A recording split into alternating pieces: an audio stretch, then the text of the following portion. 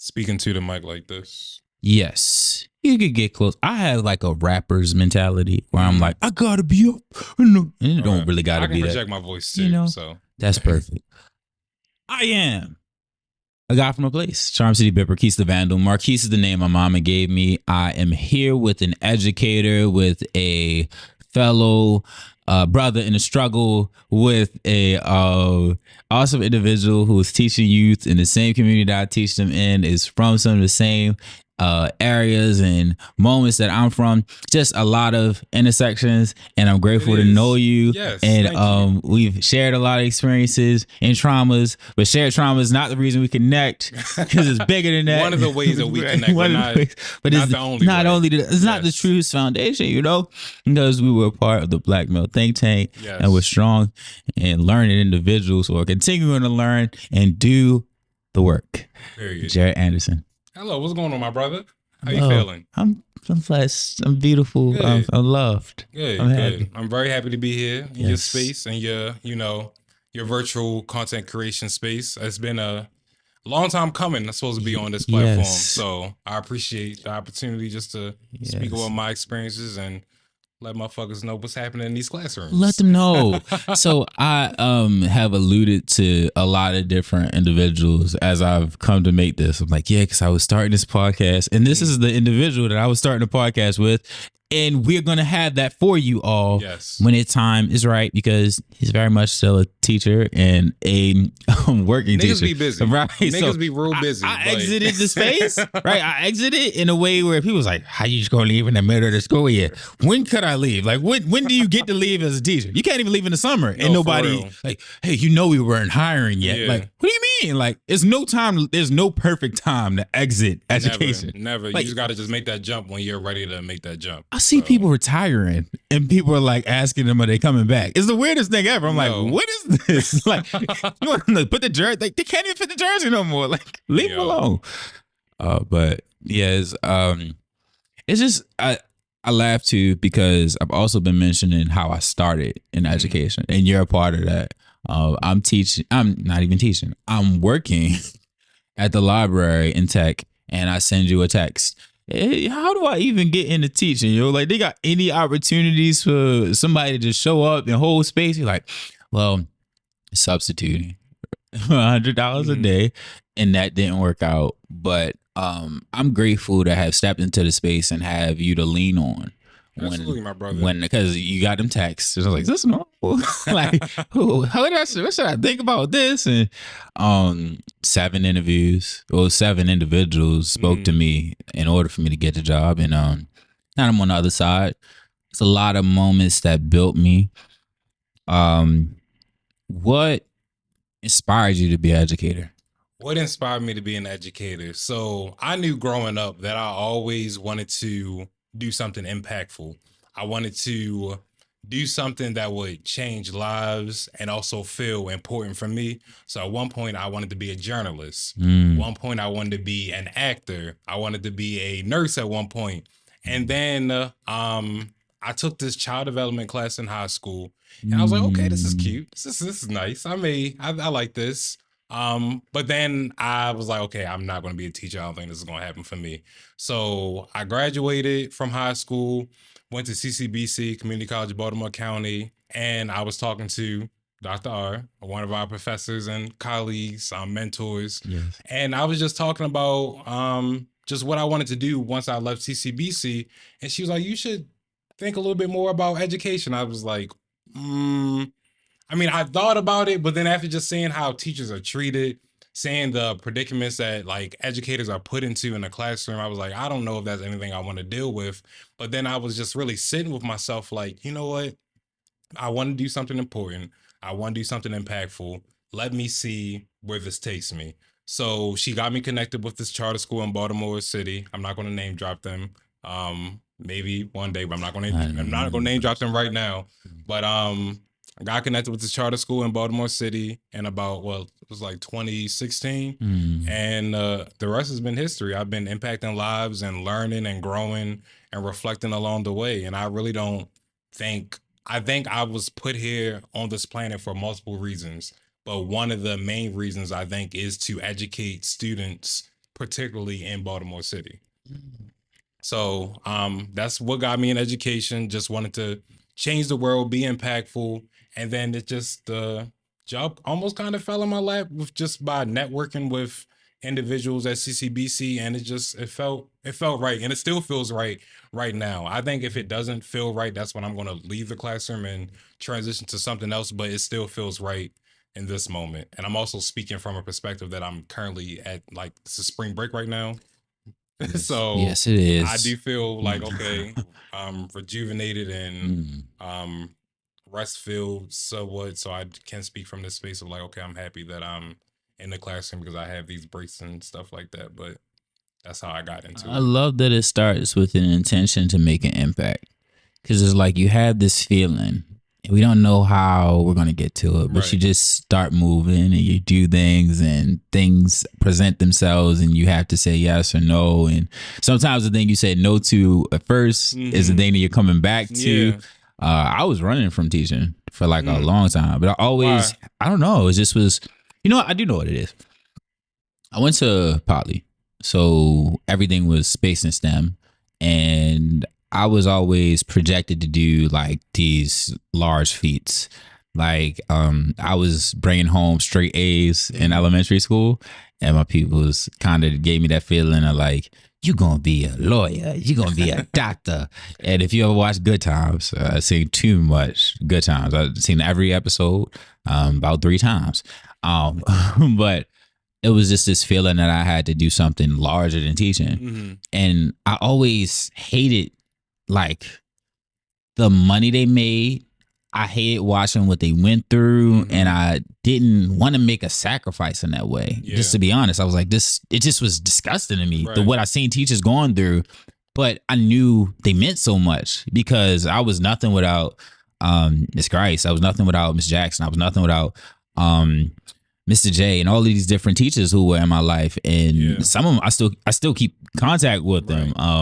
And shout out to Mr. Golson, shout out to many Baltimore City public school educators. I don't know about every part or every teacher, but I know that there's a lot of individuals who were told they weren't something, who are doing great things because of these educators that just took up this much time in their life. Like you only, like the funnier thing too is that some people had this idea like, oh, you know, is this a teacher? I only had him for 3rd grade. Teachers I had in 3rd grade was still showing me love in 8th.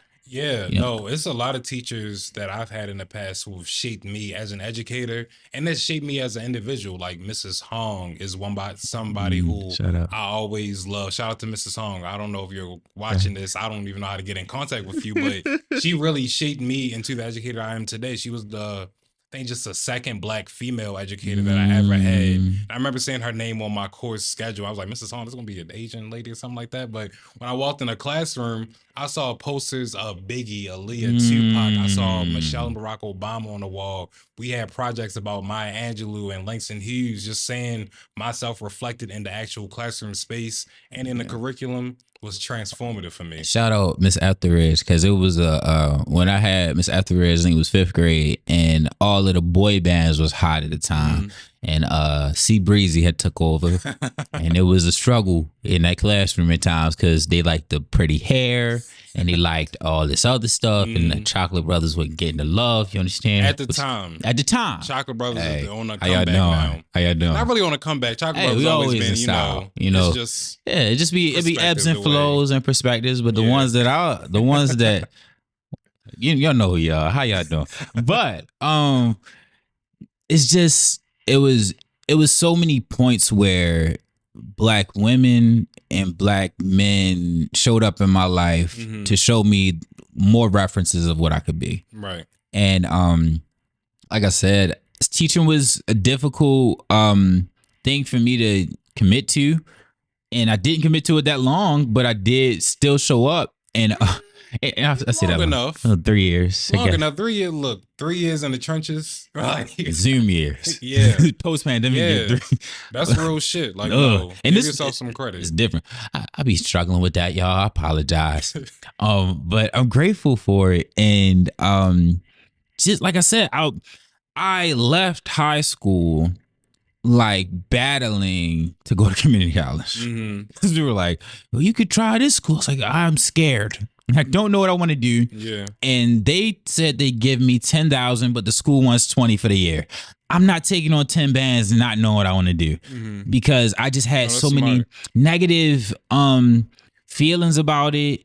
It just didn't sit right with me. So negative feelings about taking out the loan, negative feelings about schooling. It was like a mix. I was depressed my sophomore year. My friend passed away at the start of my senior year. College was like on the horizon, and everything I was looking into was being pushed in the dirt. It was like, hey, I'm thinking about communications. If you want to do communications, just start a YouTube channel. I thought about communications at one point. Yes, I like to talk shit. So I was like, why not? As you see. So it's like everything I said I wanted to do is literally the thing that has made millionaires within the last, since I graduated high school. Right. I'm not going to say if I stuck to it, I'd be in a different position, but I'm grateful that I made my way back to the things I said I wanted to do when I left high school. Right. I wanted to be an artist. I wanted to be a musician. I wanted to be a barber at one point. I wanted to be all these different things. And everybody's like, those things don't make money. If you want to do that, you got to go do this. You should reconsider. I said I want to do poli-sci. I was interested in political science, and I was interested in history for college. But everybody was like, you shouldn't take out that much money. And then a lot of people gave me their negative experiences, and I led with theirs rather than my own. And I'm opening up about that just to say to any youth that are watching this, do not allow somebody to put a dimmer on your dream because of their fear, and recognize it is their fear. Don't use it to judge them. Give them grace. But understand that what is meant for you will come to you. It may not be linear. It's definitely not going to be linear. I promise you that. Because it's so many of us who get the degree. We get everything that we set out to get, and then we're stuck. Like, we're at the end of the road. We made it to every destination early, and it's like, let's ain't that fun. Yeah. Like, yesterday I was set after this, but you still got to go relate to people. You still got to go adult, you gotta pay bills, all these different things. But yeah, I sit with how much I was just telling people, I want to do this, I want to do that. And my journey through community college, which is a funny little space anyway, because meeting Dr. R. Shout out to community colleges. Yes. A lot of community colleges, I feel like people have this really bad, like, I think community colleges get this really shitty reputation. Absolutely. Easily. And honestly, I perpetuated part of that. I was too. Like, I was like, fuck no, I'm not going to community college. The 13th grade is what I called it. Thank you for saying it. Yeah. And I struggle to say it because sometimes we try and be politically correct. I'm grateful I'm with a brother like this because he's going to say what we need to be said. But it was the damn 13th grade. It was the 13th grade to a lot of people. And a lot of people went there treating it like that. Yeah. People were showing up like that. But I met professors in community college who wasn't about that bobo. They still look out for me, like, literally to this day. And not only that, they were connected to higher universities. And that's what a lot of people showing up. That's what I need you all to go into community college understanding. They are still like PhD'd up. They're still degreed up to teach the classes that they're teaching. Some of them actually worked in the industries they were teaching classes on. I had a business professor who was running a business when he came to teach us macroeconomics. I had another professor when I went to Georgia who was store manager, but he worked his way up to own his own store and all of these different things. But he was teaching us business basics and management styles and accounting, all these different things. It's more about showing somebody how to apply it than telling them like, hey, do this. When you start the podcast, you're going to set up these mics. I don't have the mics on me, but I want you to know you're going to set these mics up. And then when you set them up, you're going to just talk. And I don't know how you're going to talk, but just think. And we're going to talk for 3 hours about this thing that you could be doing. We could be doing together right now. Like, I don't have to. I'm going to get on my soapbox. No, but CCBC definitely like laid the foundation for me to be successful. If it was not for CCBC, I would not have the current teaching job I have now. I would not have the network that I have now without CCBC. It laid the stepping stone for me to be successful at a 4-year university. So if there's anybody out there right now who's thinking about going to college, Maybe your finance is not all that cute. Maybe you're not really sure what you want to do in your life. Go ahead and two-step to CCBC or two-step to whatever community college is in your area and give it a chance, because it will give you those skills that you need to be successful at a 4-year and in life. Yes. Like the networking skills that I got at CCBC, talking to brothers like you, being able to advocate for myself and advocate for others. I gained those skills because I went to CCBC, because I went to community college. So, and it's shout out to community college. It was such a impactful moment for me, because it was another moment in my life where I was benefiting from something that I couldn't explain to people I loved. Like when I was saying, I got a job right away. They're like, okay, whatever. Like I met these people that are doing this, but what you doing though? Like, I'm telling you that I went to a meeting the summer before I went to CCBC with Dr. Tomlin. He had a flyer that he was sending out. I think it was Black Male Success Initiative or something. MSSI. MSS. Male Student Success Initiative. Okay, yeah, it was that, because I was like, because it wasn't specifically, they couldn't specifically pinpoint black males in that moment. And then Black Male Think Tank, with Dr. R, who's white, so it was like she could run it, she run with it. But look, shout out to those white people using their privilege to uplift. I say it. If you got this on you, no, but no, for real, use it to your advantage. That privilege, where you can use that privilege to help other individuals, help marginalized communities. Motherfucker, use that privilege to help black and brown don't people get ego. Don't get ego involved where you like, I'm the reason, and then you get shady when problem. Like don't do that part. But understand your role. Play your role. You ain't gotta come in with the whole saviorism complex and shit like that. But definitely, it's as simple as I'm tall. Is something at the top shelf. Am I gonna make sure people go grab a ladder or just grab it at the top shelf? That's all I look at it as. And I'm not supposed to get no special flowers for it. Oh my goodness, it's so tall. And I think, no, I just grab what I could because I don't feel like bending down. So you grab that out the bottom shelf, shorty. It is what it is. So I'm grateful for just the intersections. And he put money in my pocket. That semester, I came out of the first semester with 2 bands in my account because of scholarships, grants, and different things he opened up to me. I also got a chance to mentor first-year college students as a first-year college student. I always say that because it's hilarious to me. I got a letter in the mail, and I was not the only one who showed up. I'm like one of 8 who stayed, and it was at least 20 dudes. And some of the guys, it was like, that one looks promising, but it didn't go through. You know, and I want y'all to understand that too. You may show up in a space, especially in sports, right? Sometimes we'll show up and this guy, he'd be so cool, he'd be so talented. And like, you can see the coach is like fawning, like, I got to make this guy the one. And it doesn't turn out to be the thing because hard work will beat talent when talent don't work hard. And a lot of people don't have a conception of hard work. Nobody cares about your talent. They care about what you can consistently show up as. I consistently showed up willing to learn. And I'm not perfect in my approaches, but I've done things so consistently that people think it's perfect. And it's not. It's still flaw in it. But I'm grateful to be like growing. I'm grateful to know that I was at this space and I'm not there no more. But I'm at a space where I still ain't the best. And I'm not aiming to be better than nobody. I just want to be better than myself, right? The best me. Yes. But it was such an awesome experience. And my Dr. R story is hilarious too. How did you meet Dr. R? Was it in a similar fashion? I met Dr. R. Let me see okay. So I was registering for classes, and I needed to take an English class.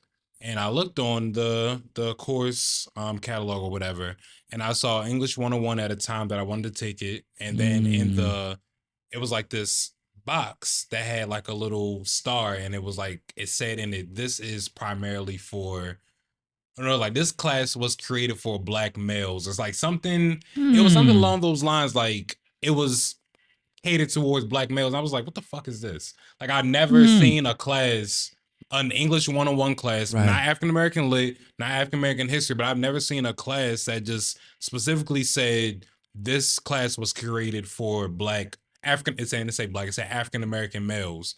I'm like, okay, what is this? And then I saw the professor's name, Rudham. I'm like, okay, whatever. So I clicked on it, and I walked into class, and I see this white woman standing in the front of the classroom, and I also look at the other people in my class, and I see a whole bunch of white people too. It's some black people spread around, but I see this white woman in front of the classroom. I'm assuming she's a professor. I'm saying these white people in the seats, and I'm seeing the speckles of black people. I'm like, okay. So I know this class was primarily made for African Americans because that's what the goddamn course catalog said. But I was very apprehensive sitting in the class. I was like, who is this white woman? Who are these white people in this class? I thought I was going to be with my people. And that's something that I always craved, and we can talk about that later. But I sat there very skeptical of this situation, but I was listening to her speak, and I was looking at like the books that she wanted us to read, like Buck and Ta-Nehisi Coates, Between the World and Me, and just her speaking so openly about race and the inequities that black people face in this country and what we can do. I'm just like, this woman is on to something. Like, she's talking about something that's not normal, and she's talking about something that I want to know more about. And I had to kind of get through this barrier of, okay, this is a white woman giving me this information, but I know like this information I can take and it can apply to me, and I can also give it to other individuals who look like me. So that's how I initially met Dr. R, was through that class, and we had some conversations after class because I was digging the shit that she was talking about. She actually gave me this book, the autobiography of Malcolm X, like literally this copy. That's on she took from her shelf. Said, here, you should read this. Nobody ever did that for me. So that's how I met Dr. R. And then through Dr. R, I met Dr. Tomlin, and then the rest of the Black Male Think Tank, which changed my life. Yeah. I think it's hilarious because I forget that you were 2015 or 20. I graduated from high school in 2015. And you came to CCBC 2015 fall? Yeah. Well, okay. Yeah. Okay. So I was 2014 and I met Dr. Tomlin first. And at one of his events through MSSI, he had a couple different people in the room to interact with us and network and just give us ideas. Dr. R was just walking around to different tables, and there's a room full of young black men. So she's walking around talking to every table, and she stops at our table, and the guys are not receptive, and I'm just listening like, what is she saying? What is he about? What's the purpose in what she's telling me? And I like what she was telling me more than what other people were telling me. And it was other black men in the room, and I take this for what you will, but there were other black men in the room who didn't have initiatives as powerful as the one that she came with. I'm not saying that what they like, gender and who they are matter, but it was just the power behind what she was speaking on. Creating a class that was centered around informing people of black male perspectives. And it was weird to me. I'm like, why does a white woman care about people knowing about black male perspectives? Right. But she just was passionate enough about it and insistent enough. Like, she just was so like persistent. I was like, okay, I'll hear you out. So eventually, I think it was like a meeting she had, and out of a room of about probably 40 to 30 young brothers, like maybe 8 of us showed up, or maybe less than that. And it might have shrunk down from there. But the ones of us that remained took Buck from her. Well, we're giving Buck. She gave us Buck by M.K. Asante. And it was the first time where I was like, yo, I could write like my voice. Yes. And I was like, nah, that ain't real. Because I read the autobiography of Malcolm X in high school, and then I got fake woke. I was walking around like, bruh, y'all can't tell me nothing. You don't even see. You can't even see like third eye vision, bro. I'm conscious.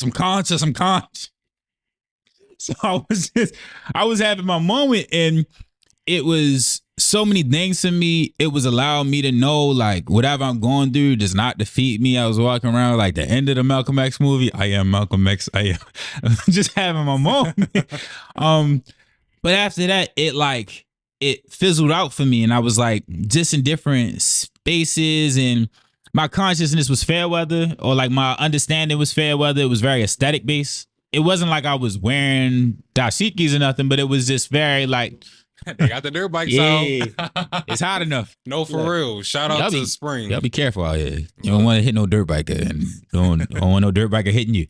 But yeah, I'm just like having my moments, having my just life experiences, and Buck was just like one of them. It gave me that feeling that autobiography of Malcolm X gave me. And then I read Ta-Nehisi Coates' first book, Between the World and Me. What was the one book? Was it Between? Oh no, because it wasn't. You're right. It was beautiful struggle. A beautiful struggle. And he mentioned Polly in it, and he mentioned how his father was like super conscious, and it was like and I may be quoting this wrong because my memory on books be wild, but I remember talking about going in the basement and reading a lot of the old like books and going to Howard, but barely getting into Howard because of struggles he had at Polly, and I had struggles with Polly. So it was so many ways I was relating to him. And it was at a pivotal point in my life where I'm like, what's next? I had no vision of the future. I had like all these intentions and these big dreams and this big energy, but I didn't know what to do with it. Right. So being able to read those and then being put on to just other brothers, like being in a space with other brothers who going through similar things to me. Like we had similar teachers. We were all slightly in STEM because, like I said, in that era, everybody had to be STEM. And I think it's still somewhat prevalent, but I think it's a little more lax because the communications departments in schools are getting more funding, and the arts-based things seem to be getting more funding in some spaces. I think it's definitely still a push for people to get into the STEM fields, but I think we have to remember that we need artists and we need people who are focused on the humanities to get us through these struggles of life. Like you can't look at an equation and disappear and try to think about a happier life. Like you need a poem, you need a story, you need a song to help you get through life. So we need shout out to the people who are sticking in those humanities based fields. And I know it may not always be a lot of money in those fields. It can be. You have to do the work. You have to put the work. You're right. But we need people to focus on the humanities and to be in those fields. Like I said, what was so problematic for me was I'm naturally a humanities guy. I just didn't, I was always put in the math space because black boys good at math was rare in their minds. Yeah. So any black boy good at math automatically had to be an engineer. And it was like, I can do it, but it don't speak to me. Right. And I end up using it for other purposes in my life. It served well as a teacher because I was able to creatively speak on math in a way where it's like, okay, well, y'all said y'all want to get a record deal. What you gonna do when they take 33% out of your $1 million? And then you gotta pay your lawyer who did the contract.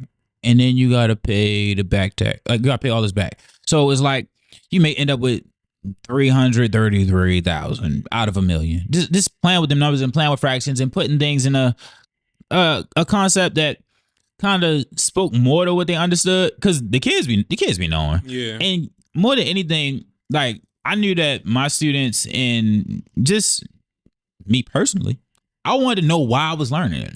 I wanted to know like what was the purpose behind it. And the more I did like lean into math, it was I recognized it was problem solving. Like problem solving is relevant in every aspect of our life and the way you approach a problem and just the logic that comes to you from it. But humanities is very much needed. I hated math.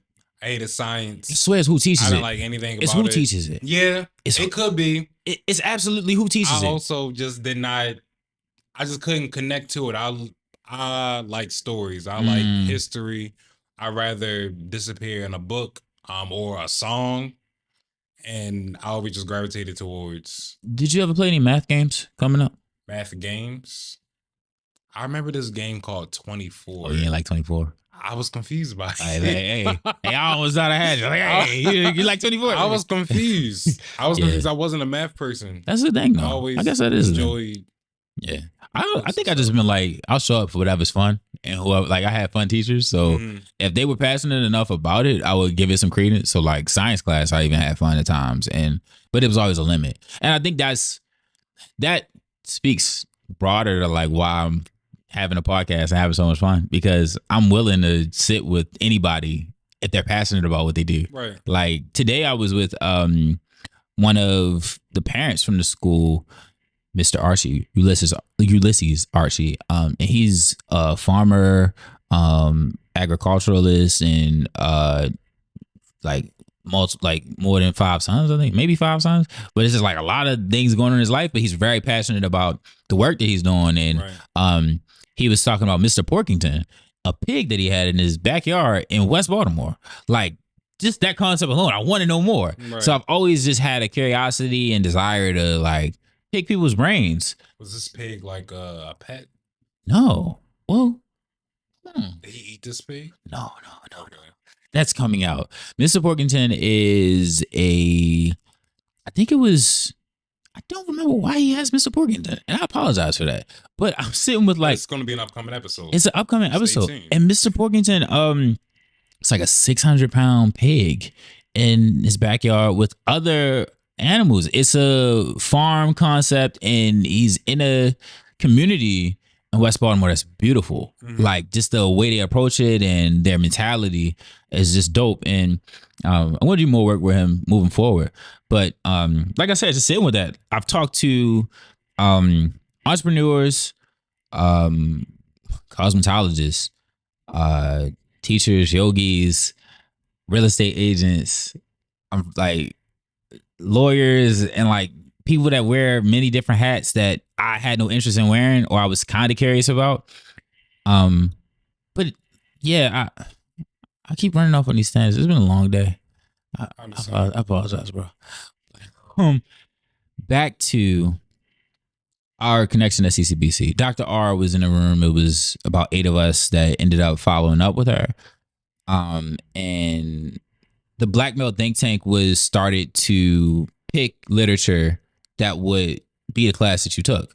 So like, as I'm sitting with that, is like, it was dope to know that, okay, we read Buck and we connected with it so much. And then we like wrote papers that I think ended up being some of your assignments. So it was just an awesome way to connect with literature. And I'd never seen it done that way. Right. That's also why I'm big on literacy right now. And I'm working with a tutoring service, a virtual tutoring service based out of Detroit, Joy Education. And the big push is just figuring out what makes people want to read. A lot of us are first generation readers. What I've found in my practice of being an educator, that a lot of students don't like books because the books don't reflect them. The books aren't mirrors. And in my experience as a student, I didn't enjoy reading. I tell my students this all the time, because I'm very candid with my students and I'm very honest about the journey of learning.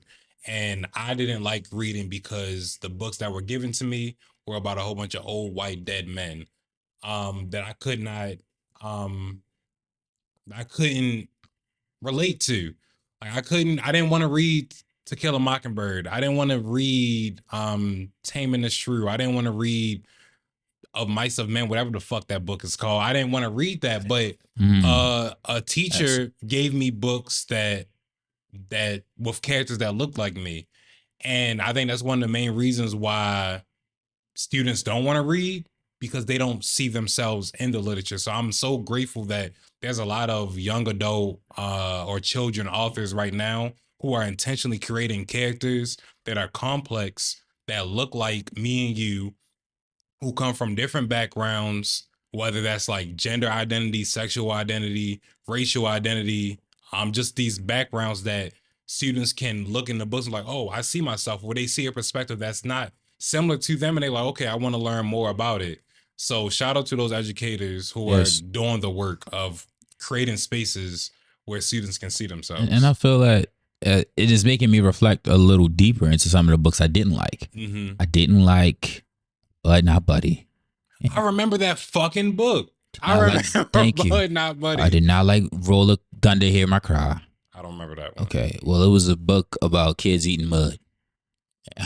I'm like, there's a lot of moments, and it was a lot of books set in post-slavery. Yes. Or like Great Depression, like blackness, or Reconstruction type of period. And then like civil rights stories that were like traumatic as fuck. It was a lot of moments and I'm like, what is this? And like, I think Bud Not Buddy, he's searching for his dad. And I think he slept in a shed one night. And I'm like, there's a little black boy in the cover. Why am I reading this?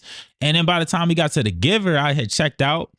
And then in high school, it was books that were like heavy traumatic. I think we read one about, and it was there are of course a deeper stories, but one of the kids he got raped in the alley. Like it was, he got raped. A Child Called It. Okay. You remember that book? No. The one thing I do remember about this damn book is that it was a child. He may have had like mental disability. But I know his mom was abusing him, and his mom like put his hand on the stove and like kept it there. Like, why the fuck are we having our kids read shit like that? I guess it's weird to me. Even I would say like I do respect authors like Toni Morrison. I do respect the like other authors that were given to us, but I didn't want to read The Bluest Eye. I didn't want to read about Pecola and like I think her father raped her. Somebody had there was a lot of traumatic books that we read. And then on the other end is like, I'm reading about Shakespeare. Like, Romeo and Juliet as a concept was interesting and cool, but I'm like, I'm stuttering over these words and I'm barely reading the right ones. Like, no, it was weird. And I did have fun with Dante's Inferno. That was kind of interesting. My teacher was passionate about it, so it was like the literature that kind of stuck out. That makes a difference in how students can take in the content if the teacher is passionate about what they're teaching. A good book was I did like Animal Farm. That was fun. George Orwell. Yeah, I think so. Me like 1980 something. 1984. I think he did that one too. I like that one too. But those are like. And those were based in like power structures and power struggles. Because it's like, I think 1984 is like Big Brother's watching. And we literally in that era. Yeah. Animal Farm was like what happens if the animals run the farm himself. So it ended up being the same governmental problems that come when people are left to their own devices, because the power struggles naturally come about, and in greed and the 7 deadly sins or whatever come to be what they are. But my experience with literature has been an interesting one, and I think also recognizing that education is not a linear process and it doesn't have an endpoint, and that's one of the problematic parts with making like our educational system now. Is like kids think that I do this, I took a test, I'm done. That mentality is what's stopping people from trying new things. That's what's stopping us. It's like stopping a lot of growth that could be had because teaching to the test. It doesn't work. I mean, it has its. I think it has a value to some degree, right? Like it doesn't. Yes, it works. It has its value, but there's so much more that can be done in the classrooms that are not just teaching to the test. Like, let's teach our scholars skills that are going to be like, they can apply it to when they leave the classroom. Let's teach them how to be critical thinkers. Let's teach them how to ask questions instead of just like giving them this whatever textbook or whatever and just having them read and answer the questions. Like, let them think broader. That's outside the classroom, and read between the lines, and also recognize like it's not black and white. There's truly no right or wrong. A lot of it becomes subjective. Yes. So it's like there's a lot of gray area. And I love the teachers who put a lot of effort into making me conscious of that. Because like we talked about when we talked about the Emancipation Proclamation, I had a history teacher who made it clear, like, this was not to free the slaves. This was, and he wasn't a black man. So a white man telling us this is not to free the slaves. This was an economic thing because the South was running off with that bag, and like the North didn't have cotton in a free workforce in a way that the South did. So they could go make negotiations with other countries, and that's what secession is based in. We can go trade with other people. But it's the same thing as like America breaking away from Britain in the first place.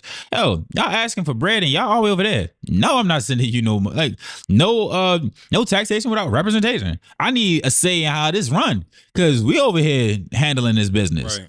So like I said, it's just a lot of that in life, and teaching is awesome. And I was speaking to Samaya Bilal, who is the owner of Codetta Bake Shop, and she was a teacher as well. She taught music, and she went through that struggle of like going to college for music.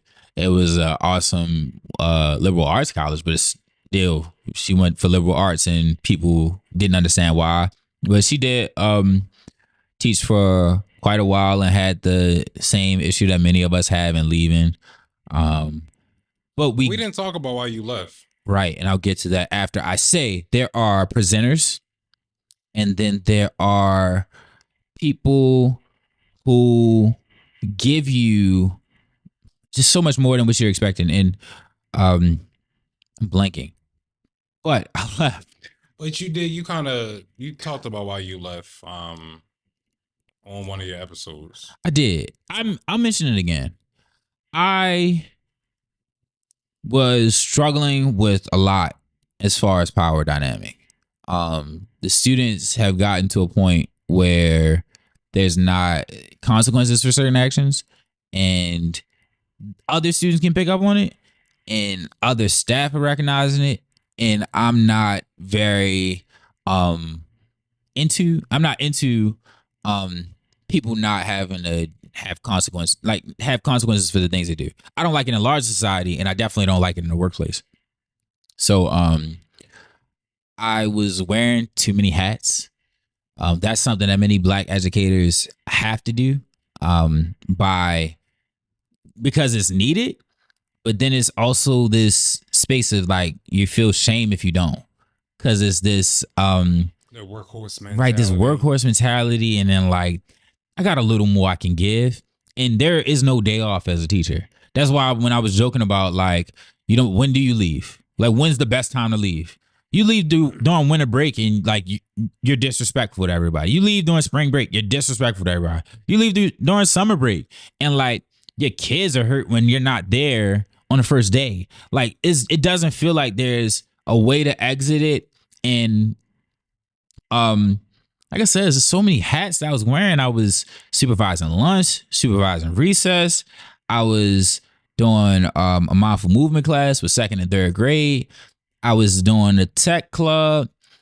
I had a tech class. I was actually doing a media club that was intentional about making content, and we created a song that we didn't get to finish because of like life's burdens. I had a lot going on in my personal life already. I was coming into the school year like in instability. So like showing up in all of these different ways, also helping out with restorative practices, learning restorative practices through my mentor. I had a tech class. Like, I think I've listed at least 7 things, and I'm forgetting some. That's one thing about teachers. They don't just teach. They don't just teach. Teachers, or if they do teach, they teach multiple classes, yes, or sometimes different subjects within those multiple classes. Teachers are advocates, they're lawyers, they're nurses sometimes, they're doctors, they can be guidance counselors, therapists,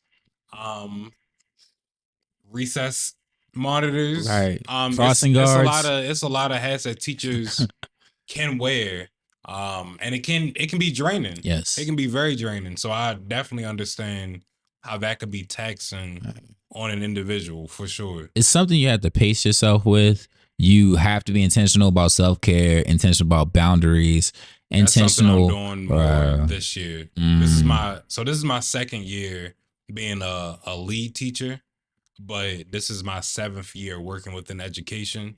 So I had to learn how to create those boundaries to sustain this, because I'm going to be in education and teaching for the long run. Like that's my call. That's why that's one of the reasons why I think I was put here on this earth, is to educate the youth in Baltimore City. So I had to create barriers like for the spring break. I'm not planning. I'm not doing anything until like the night before. I'm not grading anything. I'm not answering any emails. Certain things that happen inside the school, like say if I'm grading a paper and I'm supposed to leave at 3:00, if it's 2:59 and I'm not done grading those papers that I said I wanted to get done, guess what? That shit gonna be there tomorrow. I'm gonna take my black ass home, gonna play with my dog. I'm gonna go out for a little drink or something. I'm gonna do what I need to do to take care of myself. That doesn't mean I don't love the kids. Jared love the kids. I love the kids. But Jared also loves Jared. Yeah, loves Jared. And also me working from 6:30 to 8 p.m. ain't putting no extra money in my bank account. Because Jared love the kids, but Jared also love to pay his bills. Jared also love to go on trips. I'm going to Atlanta later this week. That part. But like you have to create those boundaries. Like when you're healthy a teacher, boundaries, healthy boundaries. And I'm just like, when I was going through, there was like a lot of straws breaking the camel's back, and I just kept hitting this same wall where I was like, this is what I want to do, but I know this isn't the only way it can be done. And I've been telling them like where can we make sense of this? It just wasn't. It didn't feel right. I was teaching a class, and one of the things that is like irritating is there's an assessment of what you're capable of. And once what you're capable of is recognized, then there is this desire for whatever issue that comes along that's related to what you're capable of to be filled in. Oh, you're capable of quieting down this classroom. Can you come help with this? The printer's broken. You taught tech before. You worked as a help desk dude. Can you come look at this printer? And I just happened to fix it. And that was on me. But I'm also naturally a problem solver. So it's like anything people brought to me, I was like, I'm curious.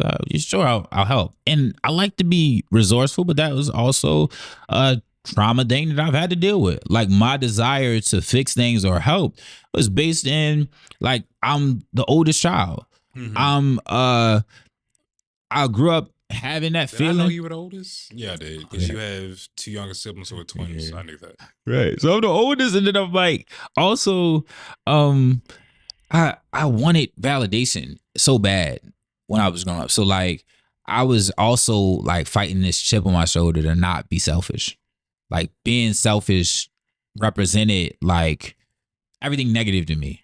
So teaching to me just felt selfless. And then showing up in the building, I had to be even more selfless. So I was like, oh, of course I'll throw my coat on the ground and let you walk over it. Like, see, that's the thing about teaching. Like that's problematic. It's very problematic, but like you can't fill anybody else's cup up until yours is filled. We started the year with that. Pour from your overflow. Yes. Not from the cup. Yes. Because once you pour it from the cup, there's nothing going back into the cup. No. You can't, hey, think about it. Y'all don't even want to give dudes change. Nobody carry change no more. Put nothing in your cup. Right. You better go get your cup filled, and then if you have extra, that's what you get. You can pour into somebody else, but you got to take care of you first. Yes, Lord.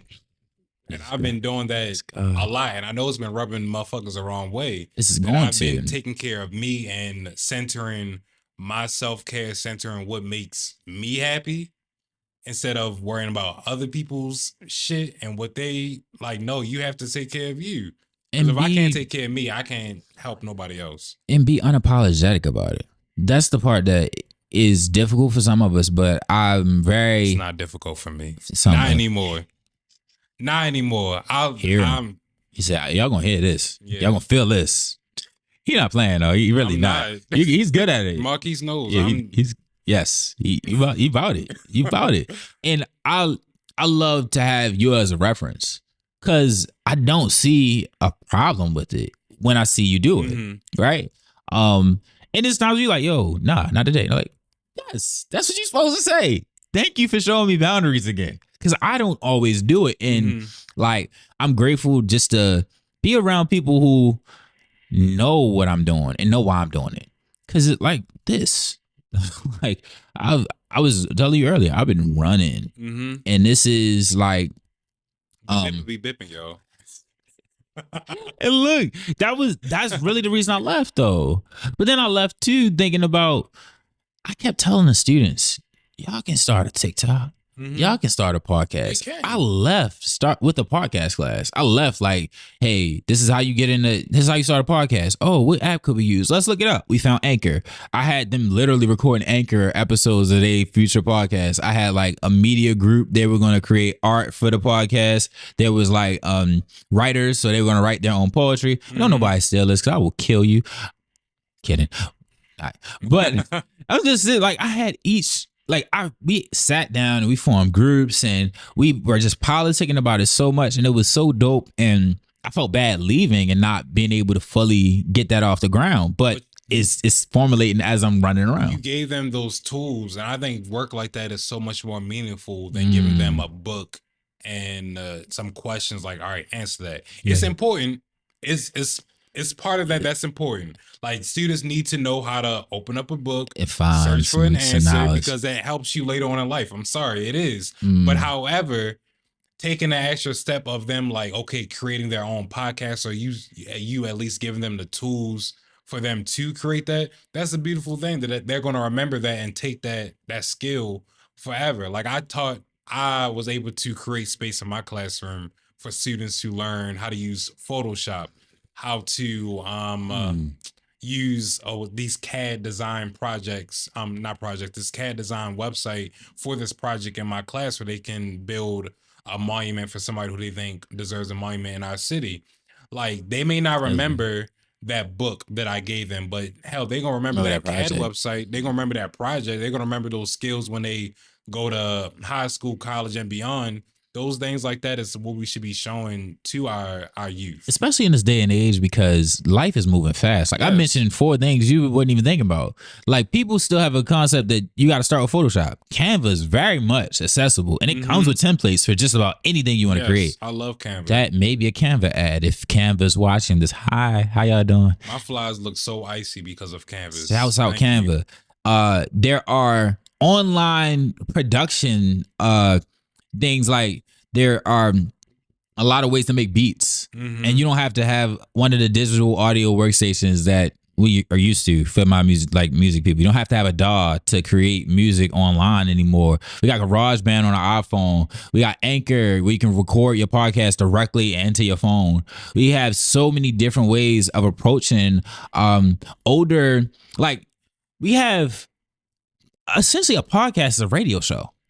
It's like people won't connect the two. They're like, oh, you're just doing a podcast. No, I'm doing a radio show. I'm just not doing it in the original format that we knew it to be in. But why would I when we have all of this technology at our fingertips? Right. So like I was just really big on, and I still am, big on workshopping where I get you to put your hands on the stuff. I don't want you to look at the pictures of a microphone. I want you to go grab a microphone and see how it feels to actually use it. There was nothing cooler for me than like getting to perform poetry in high school. And my favorite day was when they broke out the mics. And it was so sad because shout out to Mr. Blythe and the Floodic Lyricist. I did not want to project, y'all. I don't like projecting. I like when a mic is in my hand. And sometimes I forget I have a mic in my hand and I'm still yelling. And they got to correct my gain and my levels. But I love technology because it's like an extension of us. It's used to carry our voices further. It's used to just take basic things and expand them. Right. This conversation has been had by me and you in many different formats. This is the first time the world is seeing it in an intentional way. And I love that. I want more of that. I want more of that, and that's why I'm a guy from a place. I can't put it any better than but it was such a heavy moment for me leaving. It was so confusing. The kids cried, the staff cried. It was awkward. It was like, wow, but it had to be done. And if it didn't happen, I wouldn't have 30 interviews with different people around the city that I've met. I wouldn't have more than 60 episodes. I think sometimes you outgrow a space. That too. And you outgrow a moment. And sometimes you need to, it can be uncomfortable. It can put you in some awkward situations, but it comes a moment and a point where you have to take that leap of faith to journey into whatever venture that you want to journey into. So shout out to you for creating this space and creating this platform for you to be able to talk to dope ass individuals so they can speak on what's happening in their life through their lens and their perspectives. So. And everybody that's been in this space is dope as fuck. I'm just saying you're dope as fuck. I can't say fuck like that. Yes, I've been watching. This was some dope ass individuals. I just be sitting there like, damn, yo, you been through that. And you hear it all? And we here together. Shout out to you. Shout out to your work. Shout out to the intention behind it. And it's so magical how a lot of people I interview don't know. I don't think everybody's watched everybody's interview. But everybody talks about some of the same things naturally. And it's so interesting to see how much people come back to intention. They come back to purpose, their value for community, overcoming trauma, the ways in which they overcame trauma. And just having that similar story of faith. You spoke on just naturally having a call to it. A call is such a magical thing. And what is heavy for me when I think about it is I ran from my call. I ran from my calling a lot. Like I was not trying to hear. I had to teach at a daycare and I was not going for it. I was like, I'm not interested in this. And I ended up there and I loved it. I still didn't lean into it because I love teaching at that daycare so much that I thought about early childhood education. That's like, that's not me because I just leaned on so much of what people told me I was. And when I began to lean on like what naturally came to me, life felt better. But it was still scary. And I want y'all to recognize like, and I have to recognize it myself. You have to be scared and do it anyway. You have to be scared and lean on the faith. And I always say calculated measures. And I say go empty the bank account for your dream and be confused why it didn't come true. You got to be smart about it. Right. Be smart about it. But don't get disillusioned to think it's just going to be sweet. Don't get disillusioned to think like you're not going to have to go against your own routine. Like I was telling you that today. Like he knows me for waking up at 5 a.m.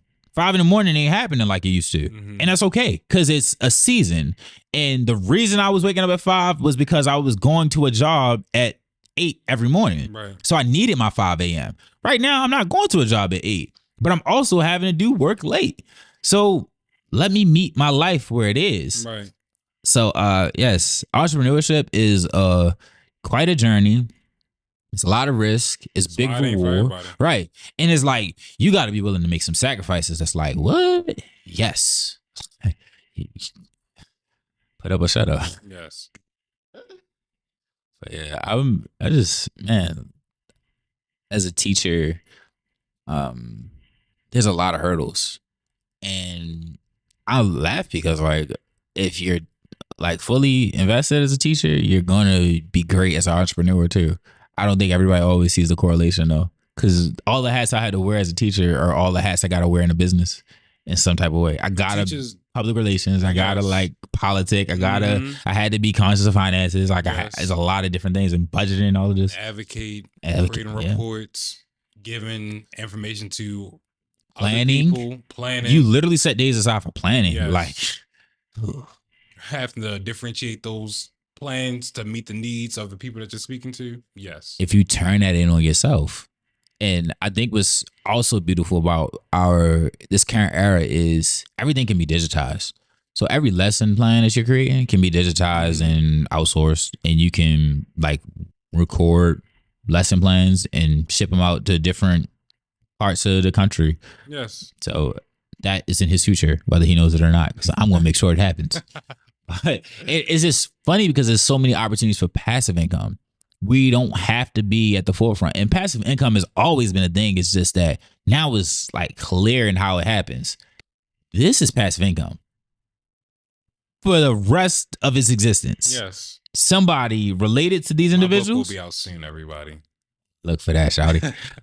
Somebody related to these individuals or the individual, because like D. Watkins, they're very much a lot like they're making money from this. And it's not to say don't do it solely with the idea of getting paid, but I wanted to do this at the onset and there was no money involved. At the onset, like you don't show up on the first day and get paid. Like you started working and you had a check the first day you were at any job. It doesn't work that way.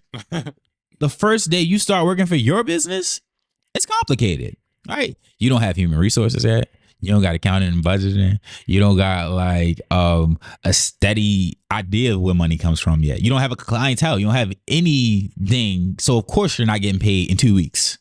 It may take 10 years to get paid in the way that you expect to get paid, but it's your business and it will always be yours. And the benefit of your business is that you pass it on to the next generation. My mother was an example of it. She was doing hair and I really didn't see myself as no hairstylist. So that wasn't something she could pass down. And I'm not knocking anybody. I can see that in your future. Yeah. Don't mess with the Zohan.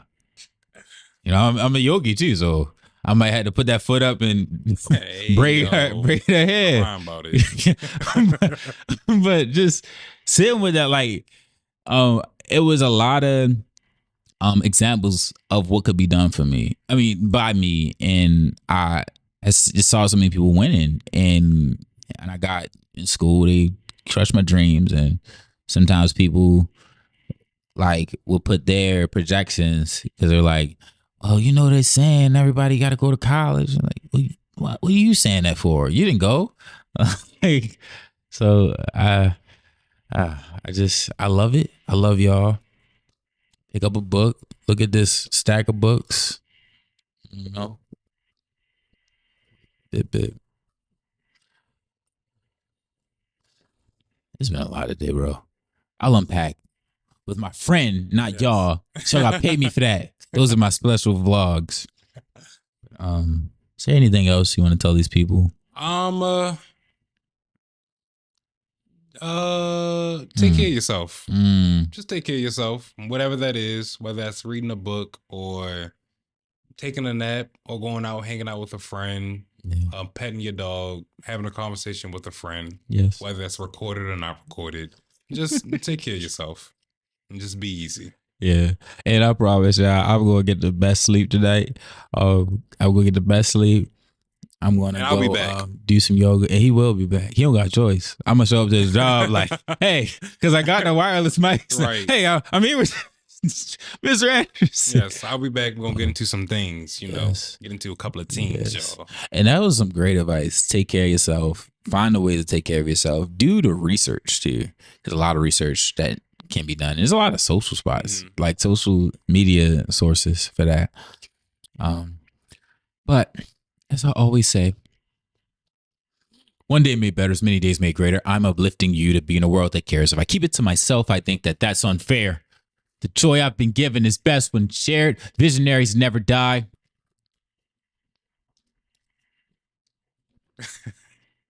Legends survive through the seeds we sow daily. Shout out Michelle. You need to cut us a check. We get better with time. I'm grateful. Wishing you peace, prosperity, and many blessings from Baltimore with love. Be love, love Baltimore. Bye, y'all. Bit. Two. That was cool. Thank you. Oh, man. Yeah.